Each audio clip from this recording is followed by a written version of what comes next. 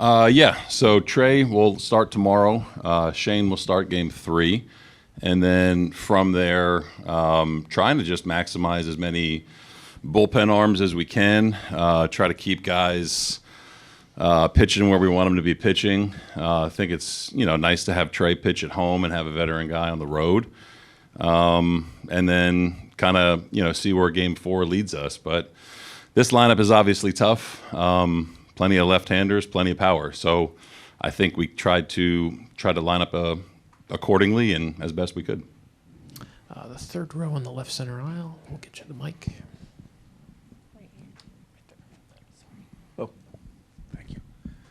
John, the conversations with Chris Bassett and Max Scherzer must have been difficult. Can you sort of run through what that was like and how crusty they may have been?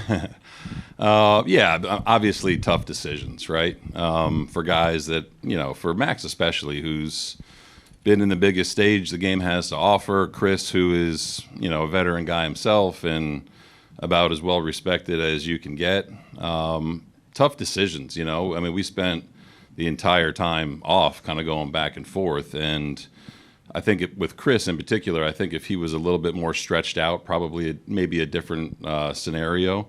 With Max, we were communicating the whole week, kind of who we were playing. We weren't sure if it was going to be New York or Boston. Probably would have been a different outcome if it was Boston, to be honest with you, for Max, and express that to him. And yeah, they're tough conversations, but you're trying to find the best lanes for guys and kind of what's happening right now. Would we have used Chris ahead of some guys in the bullpen and have him available every day? I don't know if that would have been a possibility. And then for Max, it's how do you line up against this lineup? So there are tough decisions. Obviously, these are guys you trust, and these are guys that have done a lot in the game. So in terms of them being crusty, they're disappointed, but they're kind of leading the charge and understanding that whatever we have to do to win, they're on board for. They're going to keep themselves ready to be, options, hopefully, if we move on. The third row on your far right, John. John, I guess you just sort of answered it about Bassett, but it sounded like from what you just said that he wouldn't be capable of being a starting pitcher for you, like a traditional starter as far as stretched outedness. Was it more that and less the matchups and the utilization of the bullpen? Yeah, I mean, I think it would have been tough to say, hey, Chris, go throw, 5 or 6 innings, you know what I mean? And you got to look at how this team, how the Yankees, how they function. I think when you're looking at starting pitching in the postseason, it's a little bit different, especially a team like this that hits a lot of home runs. I think the more looks you can give them, the better. They're a team that can really make adjustments with starting pitchers and, again, not to say that every start is going to be short, by any means. You got to watch what Kev's doing, what Trey's doing, what Shane's doing, and make decisions as you go. So just didn't really see, an optimal spot, for them to kind of, either one of them really to kind of go for, length, you know what I mean? Could they do it? Yeah, for sure. Absolutely. Anything could happen any given day, right? But I think just with what we have in the bullpen and kind of how we're looking to neutralize as best we can a really dangerous lineup, that's kind of how we landed. So it does that follow that, pardon me, you had to take 13 because you only have 3 traditional starters? Yes, yeah, kind of. I mean, you want to have, the question is, what's your best way to win 3 out of 5, right? Is it 14 and 12? Is it 13 and 13? You look at their starters, you look at what they have available in the bullpen, and you try to make the best decision. I think that having the extra arm probably against this team in the bullpen and being left-handed was attractive to us and to me. Guys are going to be asked to get some big outs, and guys are going to be asked to be in spots that maybe they wouldn't be in the regular season. So those decisions, yeah, kind of went hand in hand in trying to crack the best way to beat these guys. Standing in the back beneath the camera. John, will you manage a Game 4 situation with the start similar to what you did in that final game of the Boston series? Yeah, it'll be something similar to that. If we get there, and based on availability and things like that, and we got guys in the bullpen. I know a lot of attention goes to starting pitching. We got guys in the bullpen that have started that will play a significant role in this series, and we have guys in the bullpen that have been in the bullpen and been really good too. So we'll cross that bridge when we get there. And real quick, just on Boa, obviously, you just didn't see what you were looking for yesterday. Yeah, just didn't have basically enough time to kind of get him ready. He's continuing to make progress. He's going to continue to do everything he can to get ready. If we do advance, he's got to get running a little bit, hit some velo, hopefully see some live pitching. But yeah, the timing just wasn't right for him right now. The third row in the right center aisle, John. Hey, Skip. Can you just go a little deeper into your explanation for Trey in the second game? Because he's been in the majors for a minute and a half. So where do you get that faith from? From what he's done, I think from, talking to him and how he's, watching how he's responded to being here for one, talking to him and getting a pretty good feel of his pulse. I think, having him pitch here as opposed to what will be a hostile environment, in New York, plays into it a little bit. And then the fact that with the off days, and what he can do and what he's done, start, bullpen, he'll play a factor in more than just game two, So I think that kind of bookended all of our decisions when it came down to the pitching. The back left corner, John Shy. John, has Bo started running and has he faced velocity? No. Okay. Ty France, physically, was he eligible or was he ready for this series, or was that a roster decision? Kind of more of a roster decision.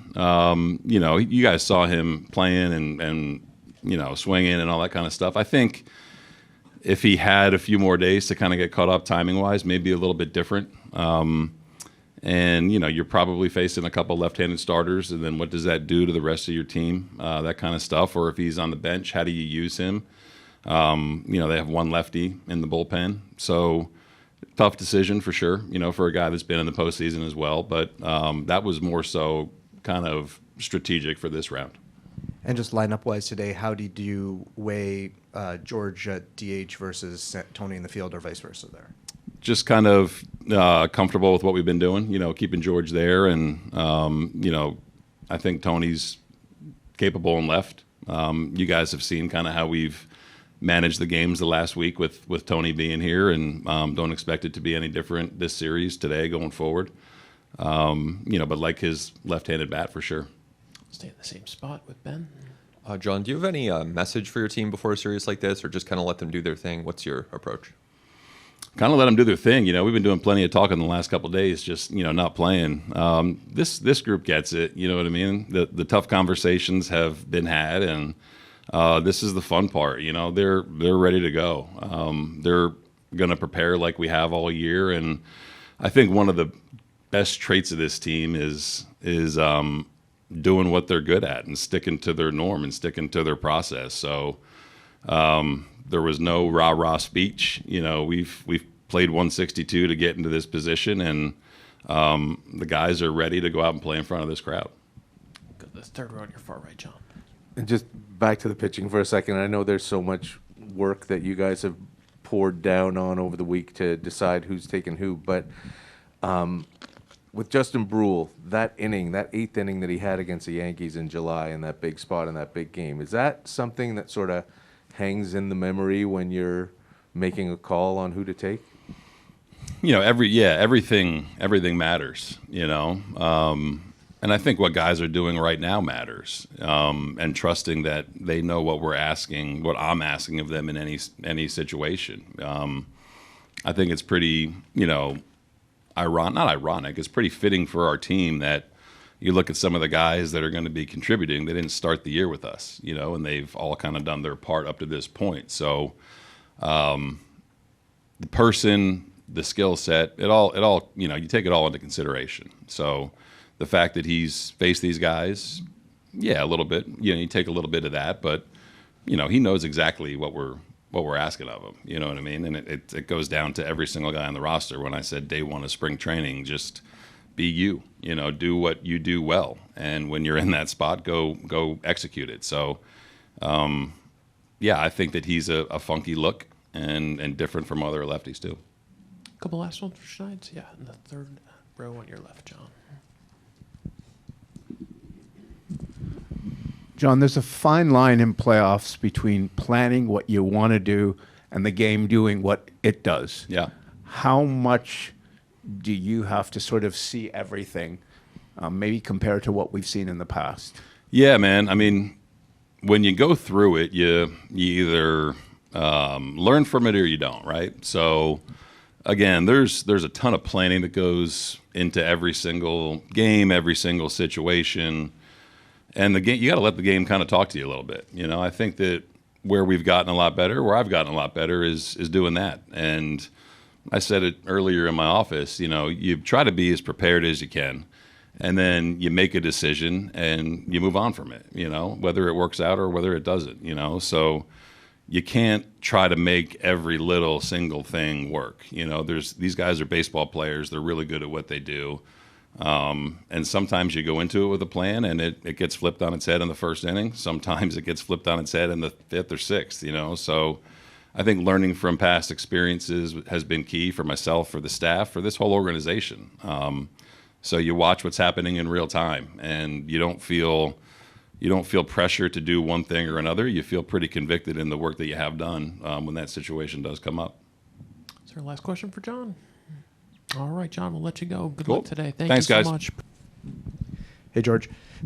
Obviously, some big decisions with Max and Chris being left off the postseason roster. Just wondering your reaction to that and how you guys are lined up the pitching for this series. Yeah, I mean, I think ultimately, those two guys are a huge part of our team, and have been all year round. I'm not in those decisions, and I'm not up there trying to figure that out. But I know that those guys will be ready if asked to be. And you guys have had to get used to playing without Bo for a few weeks now. What are some of the factors you think have allowed you to sort of manage through that now, and what do you guys have to do without him in this series? Yeah, I mean, I just think kind of it just feeds into who we are as a team. It's the next man up. Unfortunately for us, he's been such a integral part of this team this whole year, and without Bo, we probably wouldn't be in this position. So, to know that he's hurting on the inside, he wants to play just as bad as everybody here wants him to play, is tough. But you know what, I hope in the next few weeks or he'll be able to contribute. Standing in the back, George, straight ahead. George, as one of the guys with a lot of postseason experience, what kind of role have you taken on this week and leading into today before this game? The same as it's been all year, the old guy role. Just to try and do as much as I can, to help anybody that has a question or wants to know something.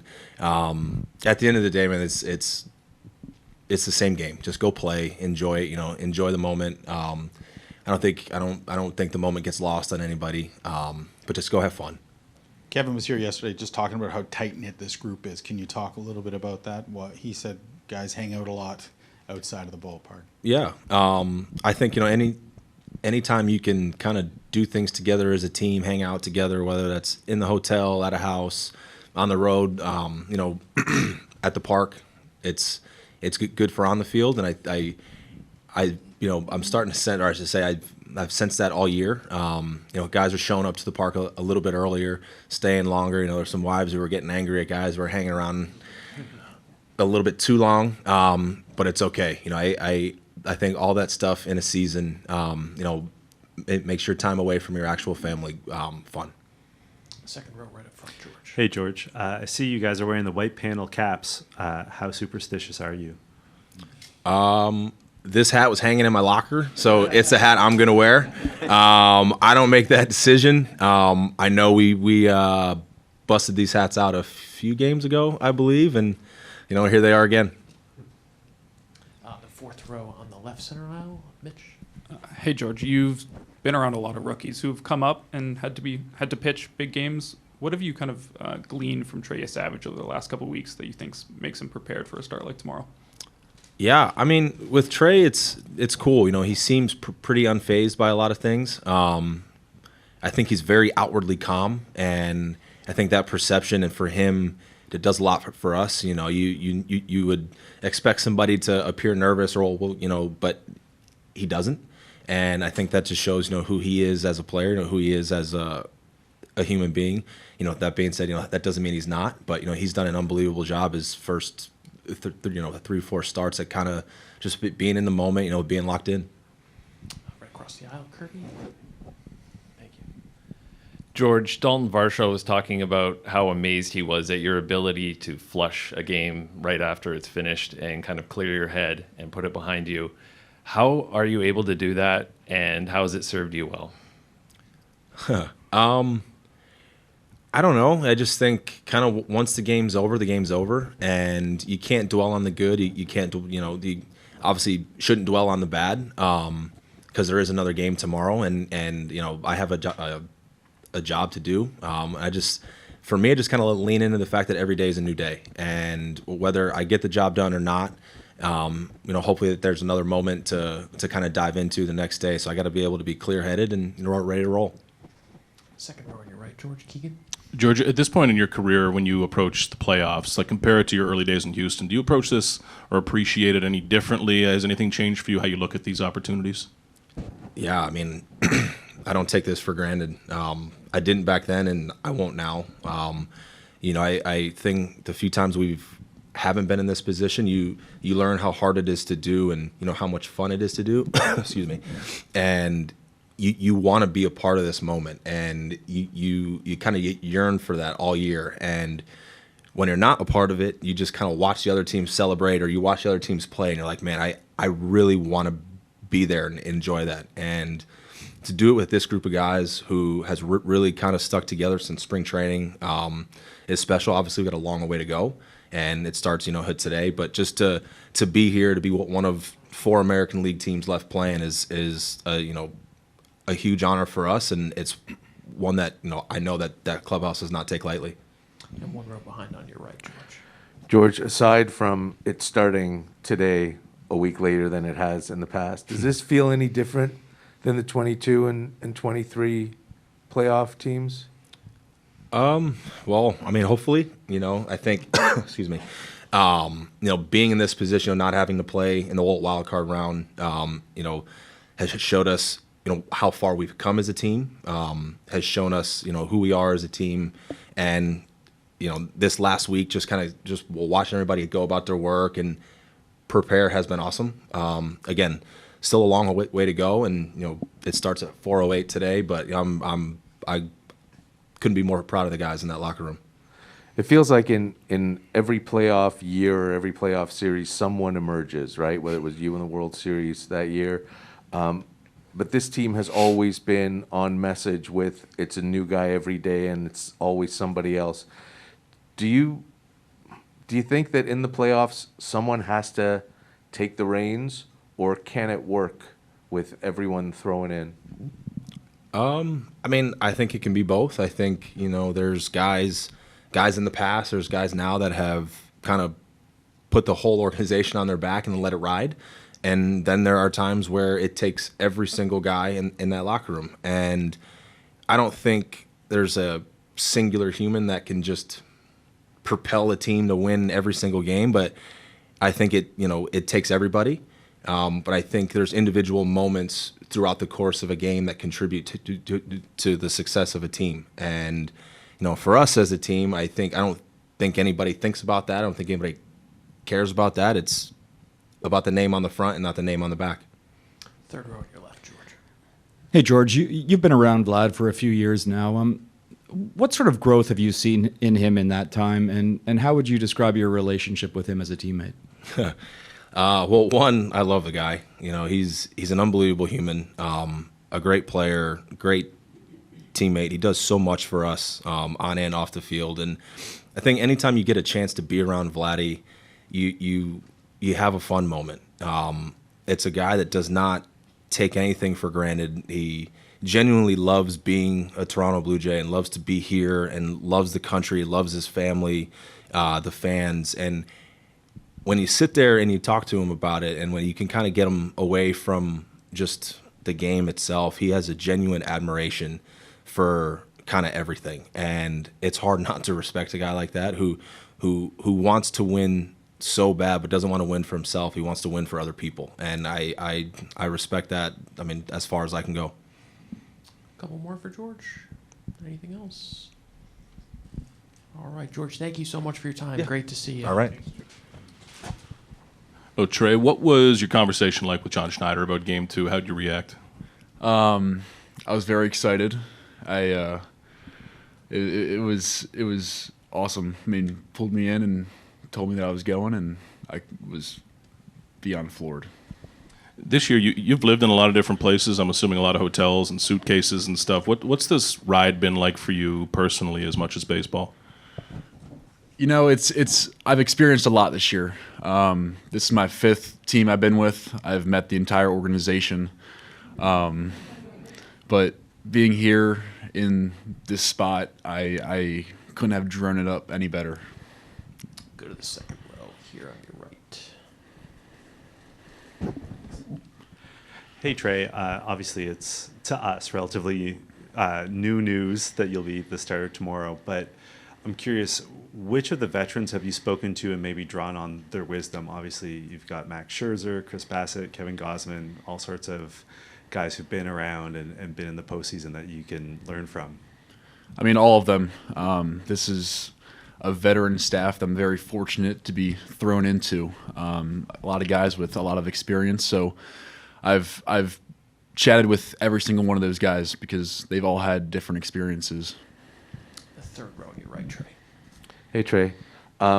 You said you were floored to get the assignment in Game 2. When you come in to this week and you're here and you've become a regular in the starting rotation over the 2 weeks that you've been here, what are your expectations? Are you thinking, I'm going to get a start, they might want to use me out of the bullpen, if I get a start, it might be Game 4? Like, what's going through your head as far as that's concerned?